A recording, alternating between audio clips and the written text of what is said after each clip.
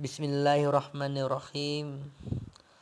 Alhamdulillahi haqqa hamdihi wassalatu wassalamu ala khairi halqihi Muhammad wa abdihi rasulihi wa ala alihi wa sahbihi ajmain. Allahumma salli ala sayyidina Muhammad wa ala ali sayyidina Muhammad. Puji syukur kita kepanjatkan kehadirat Allah yang telah memberikan kita nikmat, kesehatan, kekuatan, hingga kesempatan sehingga kami dari kelompok 7 dapat menyelesaikan poin-poin yang singkat ini. Dan tidak lupa pula kita bersolawat kepada baginda Rasulullah SAW yang telah memberikan kita ilmu yang bermanfaat, yaitu berupa akhlakul karimah. Baik, kami dari kelompok 7 yang anggotanya Al-Mahrum dan M. Iqbal Fadel. Dan yang pertama-tama yang saya hormati Bapak Rifki Nurdiansa MH selaku pembimbing mata kuliah Filsafat Hukum Islam. Dan yang kedua yang saya menghormati teman-teman seperjuangan Hukum Ekonomi Syariah. Alhamdulillah, terima kasih kami telah dipercayakan untuk mengklarifikasikan tentang metode ijtihad hukum Islam. Untuk mempersingkat waktu, mungkin saya langsung saja untuk mengklarifikasi tentang metode ijtihad hukum Islam. Pengertian ijtihad. Secara bahasa, ijtihad berasal dari kata jahada. Bentuk kata masdarnya terdiri dari dua bentuk yang artinya: yang pertama jahdun dengan arti kesungguhan atau sepenuh hati atau serius, dan yang kedua jahdun dengan arti kesungguhan atau keikhlasan hati atau dengan keseriusan. Dari uraian tersebut dapat diuraikan bahwasannya ijtihad memiliki garis besar seperti berikut. Ijtihad kegiatan pengarahan daya pikir sekuat-kuatnya. Pelakunya ahli fikih memenuhi persyaratan. Lapangan suatu masalah yang tidak terdapat nas masalah dalam Al-Quran dan tujuannya. Setelah itu ada yang namanya dasar-dasar ijtihad. Yang pertama Al-Quran dan yang kedua sunnah. Dan adapun hukum melaksanakan ijtihad, yang pertama wajib ain, yaitu bagi seorang yang faqih yang mereka yang dimintai fatwa hukum mengenai suatu peristiwa yang terjadi, sedangkan hanya dia seorang faqih yang dapat melakukan ijtihad, maka hukumnya berijtihad baginya adalah wajib ain. Dan yang kedua wajib kifayah, yaitu bagi mereka yang diminta fatwa hukum mengenai suatu peristiwa sedangkan hanya dia yang dapat melakukan ijtihad, yang tidak dapat dikhawatirkan peristiwa tersebut akan lenyap. Dan yang ketiga sunnah, yaitu apabila melakukan ijtihad mengenai masalah-masalah yang belum atau tidak terjadi. Dan yang keempat atau yang terakhir itu adalah namanya mubah, yaitu apabila melakukan ijtihad mengenai masalah-masalah yang belum atau sudah terjadi dalam kenyataan.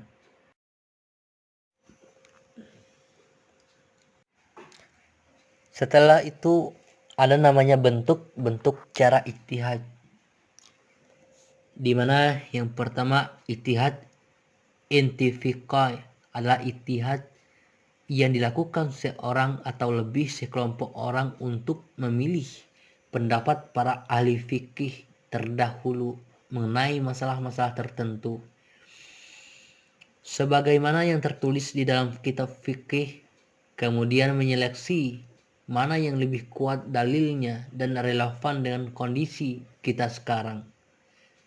Dan yang kedua ijtihad insya'i, yaitu usaha itu untuk menetapkan kesimpulan hukum mengenai peristiwa-peristiwa baru yang belum diselesaikan oleh para ahli fikih terdahulu. Dalam ijtihad ini diperlakukan pemahaman yang menyeluruh terhadap kasus-kasus baru yang akan ditetapkan hukumnya. Dan yang terakhir ada yang namanya ijtihad muqarrin atau komparatif, yaitu menggabung kedua bentuk ijtihad di atas antara ittiqai dan insya'i. Dengan demikian di samping untuk menguatkan atau mengkompromikan beberapa pendapat, juga diupayakan adanya pendapat baru sebagai jalan keluar yang lebih sesuai dengan tuntutan zaman. Sekian dari saya yang dapat saya klarifikasikan tentang dari pertama sampai yang poin yang keempat. Mungkin poin yang kelima sampai yang terakhir akan diklarifikasikan oleh saudara Iqbal. Kami persilahkan kepada saudara Iqbal untuk menjelaskan lanjutan dari poin yang kelima sampai yang terakhir.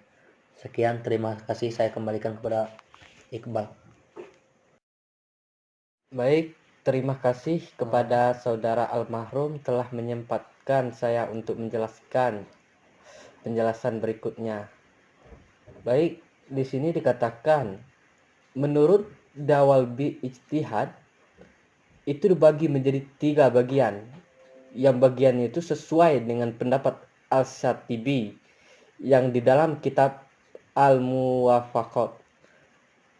Yang pertama, ijtihad al-bayani, yaitu ijtihad untuk menjelaskan hukum-hukum syara' yang terkandung di dalam nas, namun sifatnya itu masih bersifat zoni, baik dari segi penetapannya maupun dari segi penunjukannya.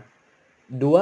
Ijtihad ta'lili atau al-qiyasi, yaitu ijtihad untuk menggali dan menetapkan hukum yang terdapat dalam permasalahan yang tidak terdapat dalam Al-Quran dan As-Sunnah. Dengan menggunakan metode qiyasi ini, hukumnya memang tidak tersurat, tetapi tersirat dalam dalil yang ada. Yang ketiga, ijtihad istislahi, yaitu pengorbanan kemampuan untuk sampai kepada hukum syara' atau Islam dengan menggunakan pendekatan kaidah-kaidah umum tersebut, dan tidak ada nas yang khusus atau dukungan ijma' terhadap masalah itu. Selanjutnya ada pembagian ijtihad. 1. Ijtihad mutlak. 2. Ijtihad juz'i. Dan juga terdapat beberapa pola ijtihad. 1. Ijma'. 2. Qiyas.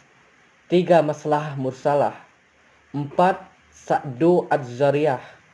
5. Istisab. 6. Uruh. 7. Istihsan. Selanjutnya, di dalam metode ijtihad yang telah dijelaskan pada penjelasan sebelumnya, metode ijtihad itu yang digunakan oleh para ulama yang memutuskan beberapa perkara yang tidak teratur dalam 2 syariat Islam, yaitu Al-Quran dan As-Sunnah. Para ulama juga merujuk pada beberapa metode yakni metode ijtihad. Adapun mazhab yang melakukan metode ijtihad ini ialah salah satunya mazhab Syafi'i. Mazhab ini menggunakan sumber-sumber hukum Islam muttafaq, yakni sumber hukum Islam yang disepakati oleh para ulama yang terdiri dari Al-Quran dan As-Sunnah, ijma' dan qiyas. Adapun mazhab lainnya seperti mazhab Hanafi, Maliki, dan Hambali tidak hanya menggunakan sumber hukum Islam dalam muttafaq, tetapi juga sumber hukum Islam mukatalaf, yakni hukum Islam yang bersifat mutakalaf itu bersumber dari hukum dalam Islam yang belum disepakati oleh para ulama. Adapun sumber dari hukum mutakalaf itu merupakan hasil dari pemikiran dari ijtihad tersebut yang terdiri dari istihsan, maslahatul mursalah, istisab, uruf, sadzui zariyah, qaul al-sababi, dan syar'u man qablana. Demikianlah penjelasan dari kelompok 7. Sebagai penutup, saya selaku penjelasan kedua yang bernama Muhammad Iqbal Fadel, jikalau terdapat kesalahan ataupun baik dalam penyampaian serta dalam penulisan PowerPoint, kami mohon maaf atas sebesar-besarnya. Akhir kata, wabillahi taufiq wal hidayah. Wassalamualaikum warahmatullahi wabarakatuh.